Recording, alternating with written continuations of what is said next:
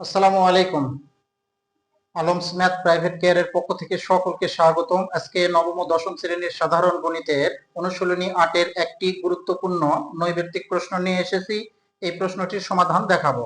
তো বন্ধুরা দেখো, এখানে একটা চিত্র দেওয়া আছে আর বলা হচ্ছে ও কেন্দ্র বিশিষ্ট পি কিউ আর বৃত্তে কোণ ও কিউ আর সমান কোণ ও আর কিউ সমান দেওয়া আছে কত 30 ডিগ্রি। যদি হয় তাহলে এখান থেকে কিউ পি আর অর্থাৎ এখানে কিউ পি আর এই কোণটার মান আমাকে অবশ্যই বের করতে হবে। তো আমরা জানি এখানে যে কোণটা দেওয়া আছে এখানে এখানে এই কোণটার পরিমাণ হলো 180 ডিগ্রি, কেননা এই টোটাল এই ও কোণে এখানে আমাদের 360 ডিগ্রি কোণ উৎপন্ন হয়। তো এখান থেকে আমি যদি 180 থেকে দেখো বন্ধুরা, দেখো এখানে 180 ডিগ্রি থেকে যদি 30 ডিগ্রি যদি আমি বাদ দিয়ে দিই তাহলে কত হবে, 120 ডিগ্রি।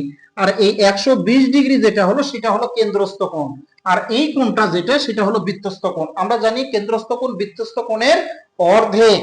তাহলে এটাকে যদি আমি 2 দিয়ে যদি ভাগ করে দিই তাহলে কত হয়, 60 হয়। এই দেখো ঘ নাম্বার অপশন।